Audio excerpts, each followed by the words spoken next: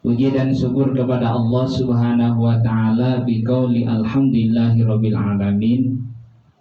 Salawat beserta salam kepada baginda kita Nabi besar Muhammad sallallahu alaihi wasallam biqauli Allahumma shalli ala sayyidina Muhammad wa ala ali sayyidina Muhammad. Yang saya hormati Ibu Ketua Perwiritan, kemudian yang saya hormati Ahlul Bait, tuan rumah, ibu-ibu yang saya hormati yang tidak bisa saya sebutkan satu persatu, insya Allah semuanya dimuliakan oleh Allah Subhanahu wa ta'ala.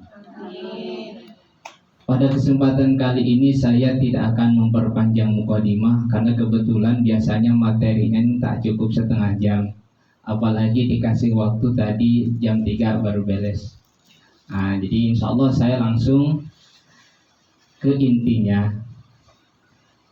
Pada kesempatan yang berbahagia ini saya akan membawa sebuah tema, yaitu 4 hal yang akan dipertanggungjawabkan di Yaumil Mahsyar. Kapan itu Yaumil Mahsyar? Yaumil Mahsyar itu nanti setelah hari kiamat. Yaumil Mahsyar itu apa Ustadz? Yaitu hari perhitungan. Namun sebelum ke sana tentu kan ada alam yang telah kita lewati, yang sedang kita jalani, dan kemudian alam yang akan kita alami. Ustadz, apa aja alam yang sudah kita lewati? Yuk, kita sekilas aja. Karena kalau kelamaan nanti tak masuk ke materi ini. Sekilas selintas alam yang sudah kita lewati, yang sedang kita alami, lalu kemudian yang akan kita lalui. Alam yang sudah kita lewati, yang pertama ada namanya alam ruh. Ustadz, peristiwa penting apa ketika kita berada di alam ruh? Ada satu peristiwa yang sangat luar biasa penting bagi kita, bahwa ketika kita di alam ruh itu sudah mengakui bahwa Allah Subhanahu wa ta'ala itu adalah Tuhan yang Maha Esa, Tuhan yang wajib disembah. Itu kalau di alam ruh ini tidak Islam, tidak Kristen, tidak Katolik, semuanya mengaku alastu birabbikum qalu bala, dalam surat Al-A'raf ayat 172. Kita sudah bersahadat di alam ruh, mengakui bahwa tidak ada Tuhan yang wajib disembah illallah, kecuali Allah Subhanahu wa ta'ala. Itu peristiwa yang penting ketika kita di alam ruh. Lalu kemudian peristiwa yang kedua, alam yang kita lalui adalah alam rahim. Adalah alam rahim, ketika kita berada di dalam kandungan ibu kita semua. Dalam kandungan ibu 40 dalam bentuk nutfah, 40 hari dalam bentuk nutfah, kemudian 40 hari dalam bentuk alaqah, gumpalan daging, lalu kemudian gumpalan darah, lalu kemudian 40 hari dalam bentuk mudghah, gumpalan daging, lalu kemudian ditiupkan ruh, dan kurang lebih 9 bulan kita disempurnakan oleh Allah Subhanahu wa ta'ala. Saya tidak mengatakan 9 bulan karena terkadang 7 bulan sudah ada yang lahiran, atau bahkan 10-9 bulan baru bisa lahiran. Makanya kurang lebih kalau dalam keterangan pendapat para ulama, dan memang pas betul, yang kebanyakan yang kita alami di alam rahim itu, di dalam perut ibu itu adalah 9 bulan kurang lebih. Itu kedua alam yang telah kita lewati. Lalu yang ketiga, alam yang sedang kita alami. Sekarang ini alam dunia. Nah, alam dunia tak perlu saya bahas, langsung saja setelah alam dunia lalu apa Ustadz? Yaitu alam kubur. Dalam kubur nih Bu ada 3 istilah. Ada kubur, ada kuburan, ada alam kubur. Mari kita pahami Bu. Kalau kubur itu tanah yang di dalam tempat jenazah, itu namanya kubur. Kalau kuburan yang kayak bantal tuh, Nah, itu kuburan. Lalu alam kubur di mana, Ustaz? Alam kubur tidak ada di dalam tanah. Di mana adanya? Itu goib, tidak bisa kita lihat. Kalau alam kubur adanya di kuburan, enak kali, Bu. Gimana enaknya? Meninggal orang tua kita, kawanin di situ. Datang malaikat ibu yang bertanya, "Man robuka?" Jawab sama kita. Kenapa? Enak, soalnya alam kubur adanya di kubur. Nah, makanya alam kubur itu tidak dikubur, melainkan alam gaib. Karena terkadang kita berpikir bahwa alam kubur itu adanya di tanah. Nah, jangan sekali-kali berpikir seperti itu.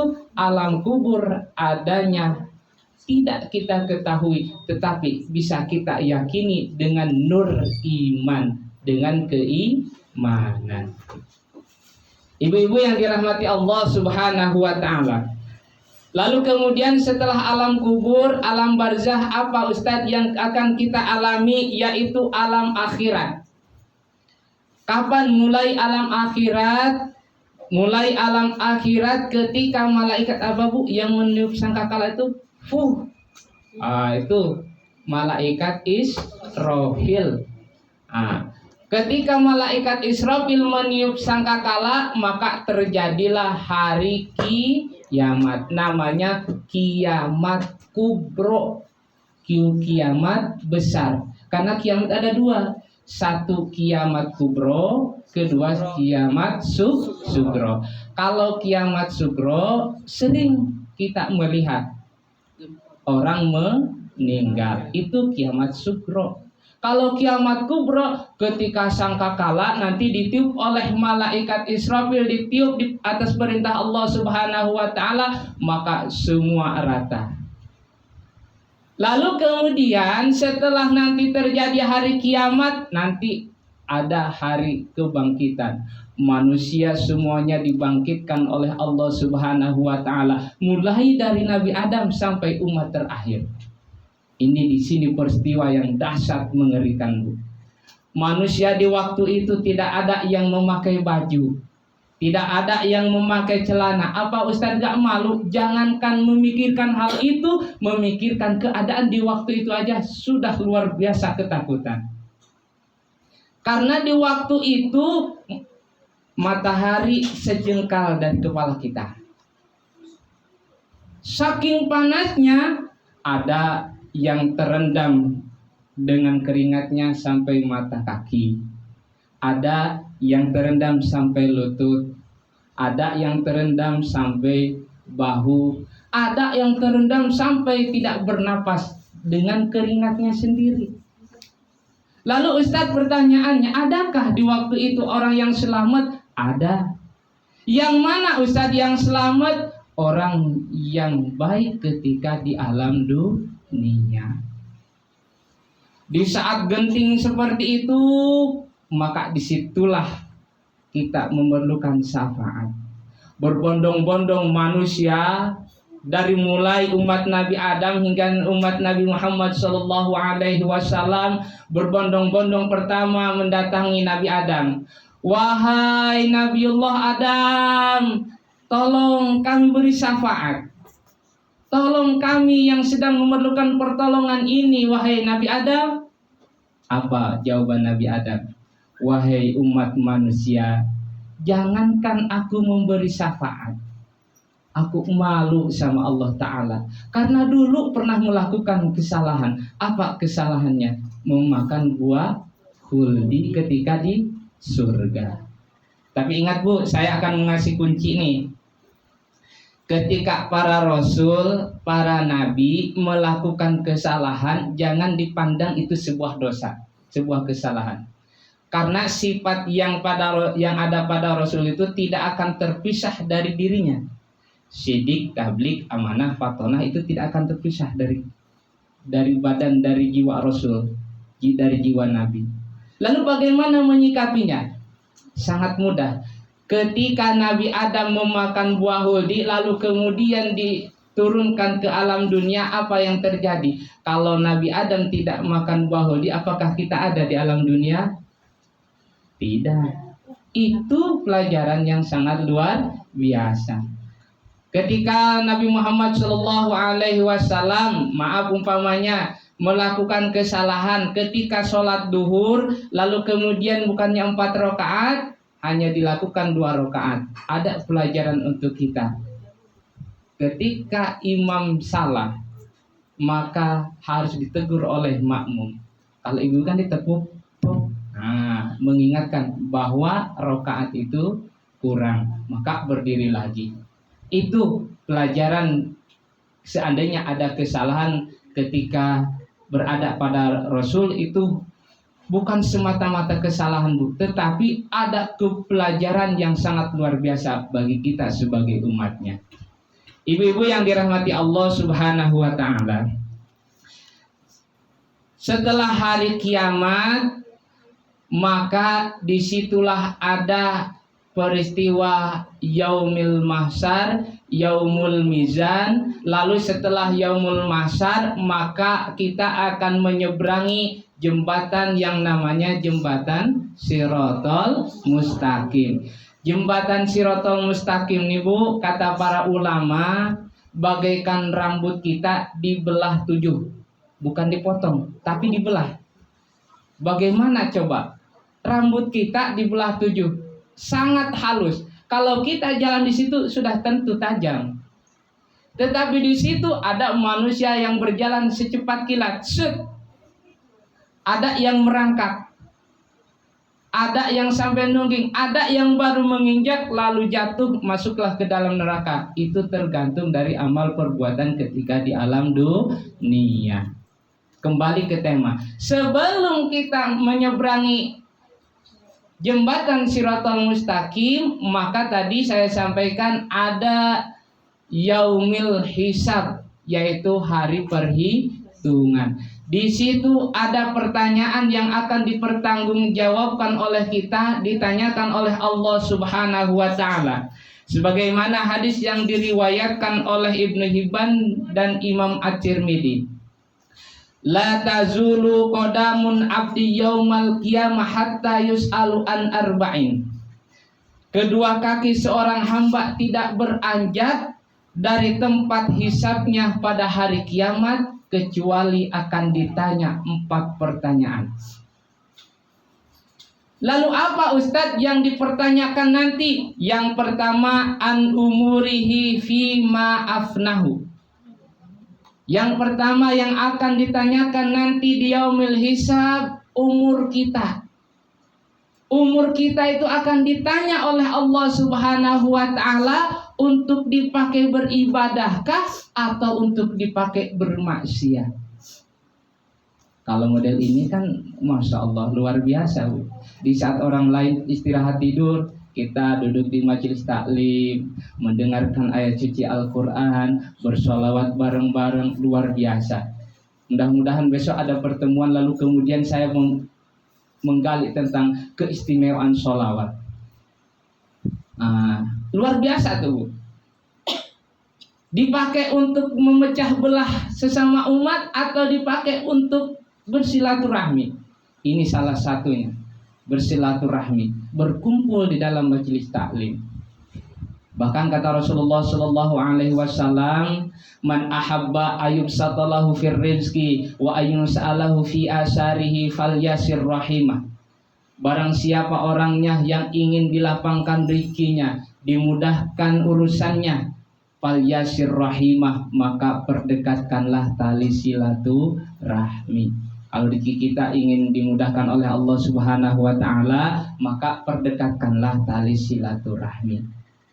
Tapi ingat, Bu, kalau kita bermusuh-musuhan dengan saudara, dengan tetangga, apalagi dengan sesama majelis taklim, meninggal kita 3 hari tidak tegur sapa, apa kata Rasul? Tegas ini, tempatnya di dalam neraka. Ini tegas sekali nih hadisnya, Bu. La yahillu lil muslimin ayyakur akhahu fawqa salasi faman hajara fawqa salasi famata dakhalan nar.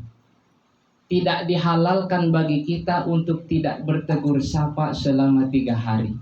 Kalau kita bermusuhan lalu kemudian tidak bertegur sapa 3 hari karena permusuhan tersebut, lalu kemudian meninggal di waktu itu, maka dakhalan nar, akan dimasukkan ke dalam nerakanya Allah Subhanahu wa ta'ala.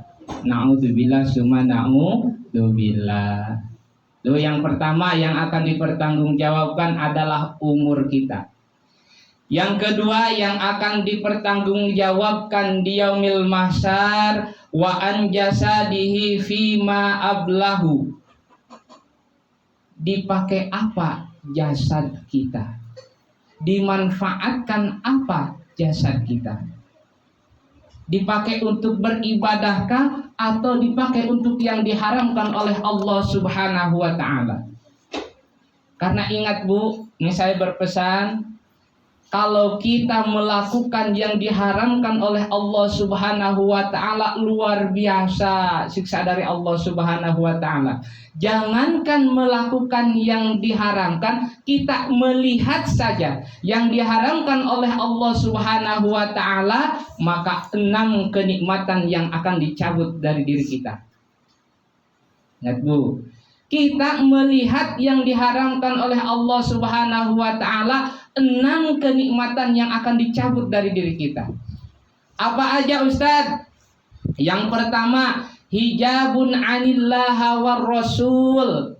Barang siapa yang memandang yang diharamkan oleh Allah Subhanahu wa ta'ala, maka dia akan terdinding batinnya, tidak bisa kontak batinnya dengan Allah dan Rasul.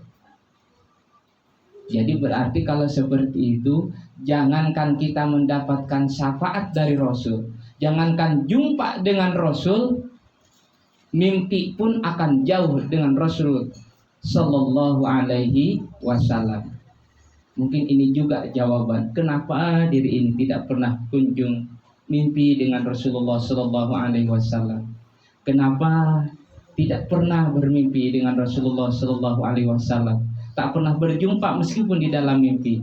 Bisa jadi hijab dosa yang mendinding terhadap diri kita. Yang pertama. Yang kedua, ketika kita memandang yang diharamkan oleh Allah Subhanahu wa ta'ala, maka kata Rasulullah Sallallahu alaihi wasallam akan dicabut rasa nikmat ketika beribadah. Ngeri Bu. Padahal ketika kita sholat ada kenikmatannya.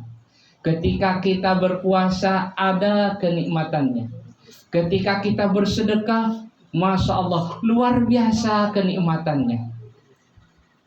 Tapi ini jarang kita jumpai, jarang kita rasakan. Mungkin ketika kita sholat yang dipikirkan, bagaimana besok bayar angsuran. Ketika kita sholat, kadang-kadang datang hujan, jemuran belum diangkat. Banyak kita ini. Kenapa modal itu bisa terjadi? Kenikmatan ketika beribadah dicabut oleh Allah Subhanahu wa ta'ala. Terlalu banyak dinding, terlalu banyak dosa pada diri kita. Astaghfirullah Rabbal baraya, astaghfirullah minal khataya.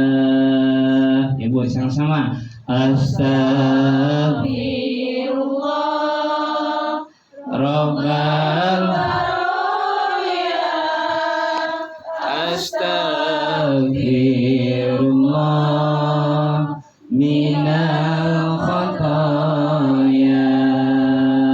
Sekali lagi, astaghfirullah Rabbal baraya, astaghfirullah minal khataya. Yang ketiga, ketika kita memandang yang diharamkan oleh Allah Subhanahu wa ta'ala, maka Allah akan mencabut kecerdasan kita. Man asallahu fi jawarihi kharaja min aklihi syai'un la yarja ilaihi abada.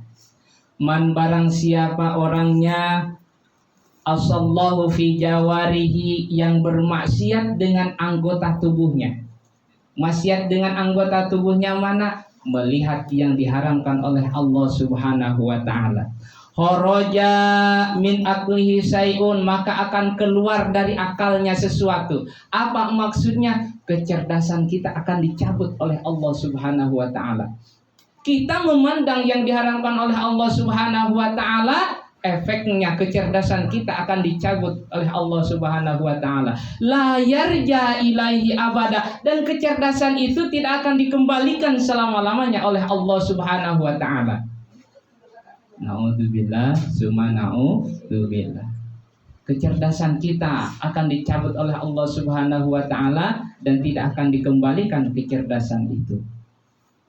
Itu efek yang ketiga. Yang keempat al-gumum as-sabit, ditanamkan kegelisahan. Kalau kita melakukan yang diharamkan oleh Allah Subhanahu wa taala itu gelisah bawaannya. Ribut dalam keluarga. Anak tidak tenang. Mesti karena itu sudah hukum alam, sunatullah. Ibu-ibu yang dirahmati Allah Subhanahu wa taala. Kita lanjut hadis yang tadi. Nanti terlalu lama pula. Lalu kemudian yang ketiga, apa yang dipertanyakan dipertanggungjawabkan di yaumil mahsyar. Yang ketiga yang dipertanggungjawabkan di yaumil mahsyar adalah wa an ilmihi madza amila fi. Bagaimana dengan ilmunya? Apakah sudah diamalkan atau tidak? Jangan sampai kita sudah mendapat penjelasan. Model tadi, maaf umpamanya sudah dikasih tahu bahwa memandang yang diharamkan itu sudah sedemikian dahsyat, luar biasa efeknya untuk kita. Apalagi melakukan yang diharamkan.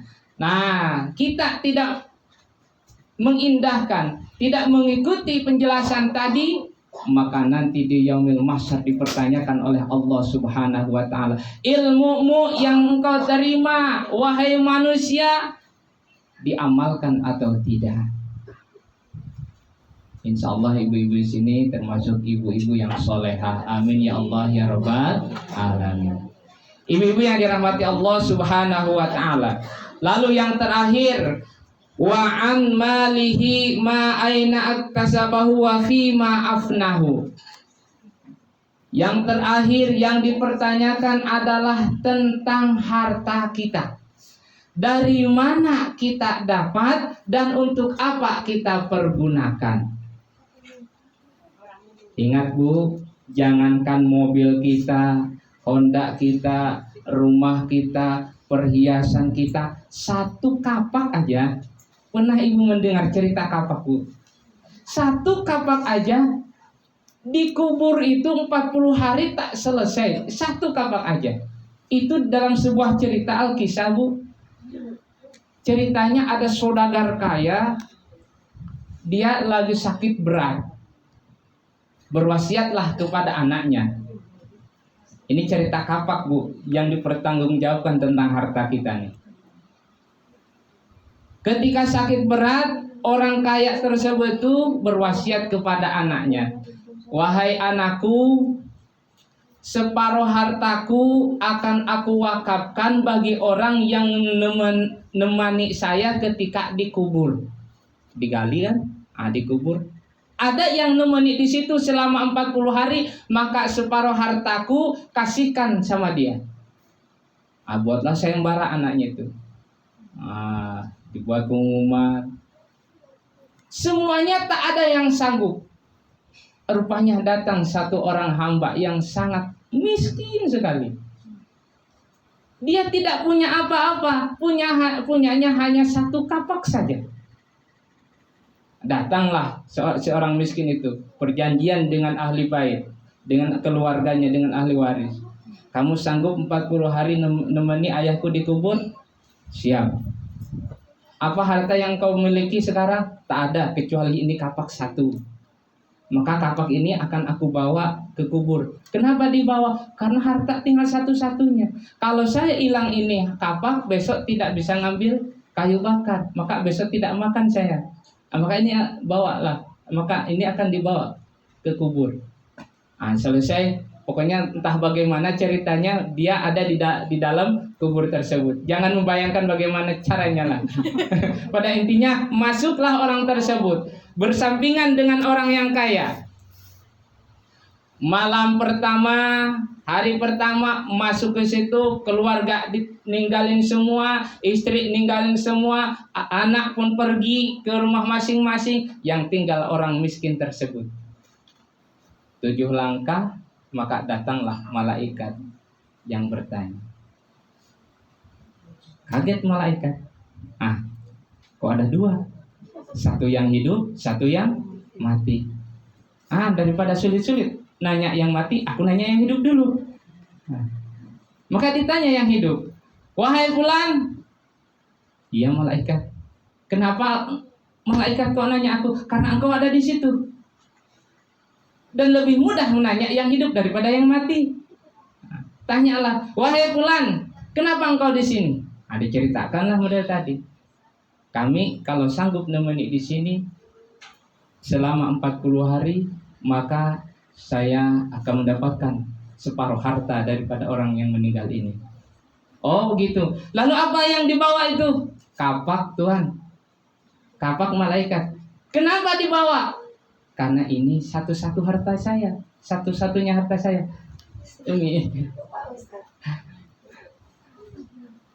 Ini karena satu-satunya harta saya. Kalau sempat hilang kapak ini, saya besok tak dapat lagi nyari kayu bakar. Dari mana kapak itu didapat? Dikasih dari orang lain. Dari apa bahannya? Ditanya semua, Bu. Bagaimana cara mendapat bahannya? Yang satu dari kayu, kayunya kayu kulim, umpamanya nih. Kayunya punya siapa? Punya orang. Minta atau beli atau nyuri? Itu baru kapak, Bu. Lalu kemudian besinya.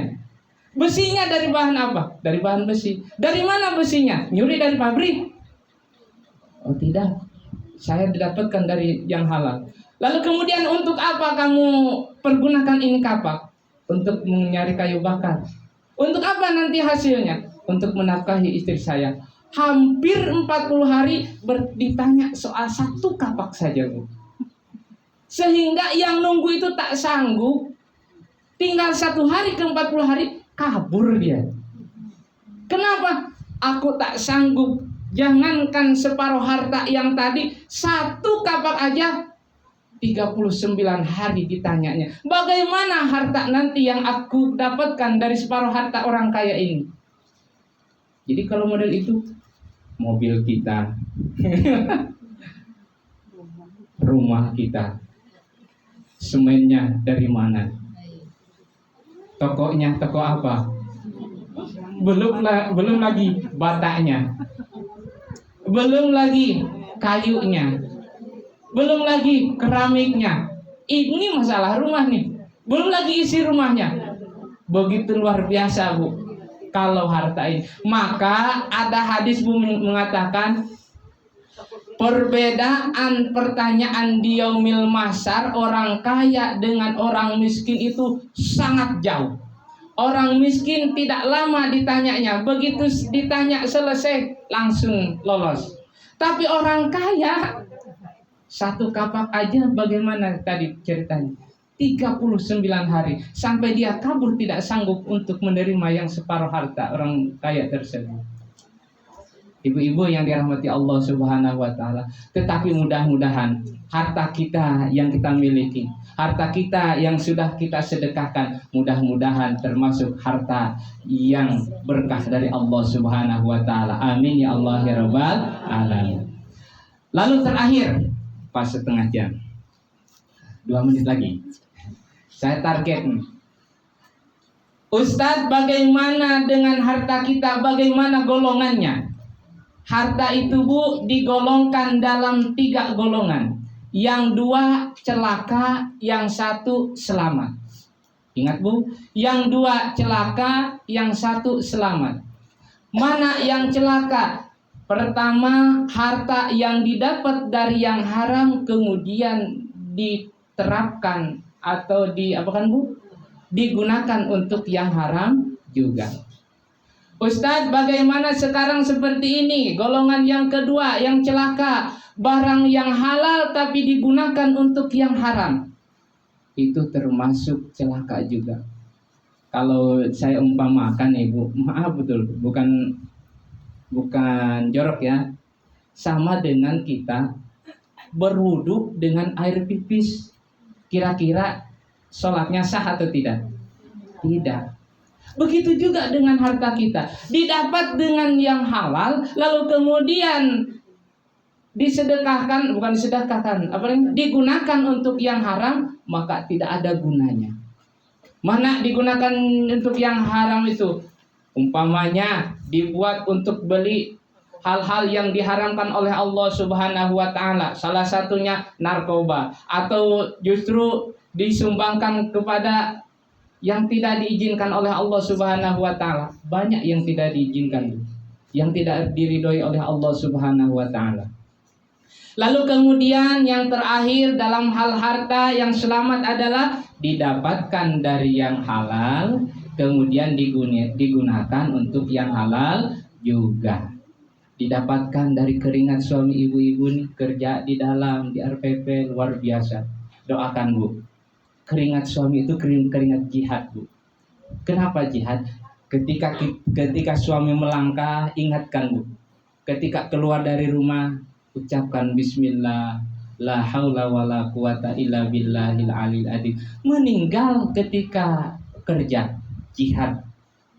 Kenapa jihad? Karena yang diselamatkan keluarga yang di rumah. Coba kalau suami nggak kerja, wallahu alam, mungkin bisa terjadi kita atau bahkan anak melakukan yang diharamkan oleh Allah Subhanahu wa taala. Maka itu jihad kecil namanya. Ketika suami berangkat dapat uang, jangan disia-siakan.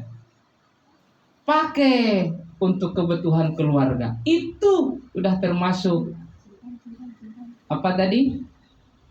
Dipakai untuk yang dihalalkan oleh Allah Subhanahu wa taala. Kalau untuk bersedekah, ada lebihnya untuk sedekah, sedekahkan. Sedekah kepada anak yatim, fakir miskin, ke masjid, ke musola, taman-taman pendidikan Al-Qur'an, pondok pesantren. Insya Allah itu rezeki yang sesungguhnya yang akan menyelamatkan kita semuanya. Ibu-ibu yang dirahmati Allah Subhanahu wa taala, alhamdulillah selesai setengah jam. Saya takut tak sampai tadi materinya, tapi tadi ada yang dipotong nggak selesai sampai 6. Mudah-mudahan apa yang saya sampaikan bermanfaat, khusus untuk diri saya sendiri, umumnya untuk kita semua yang hadir di sini. Amin ya Allah ya Rabbal alamin.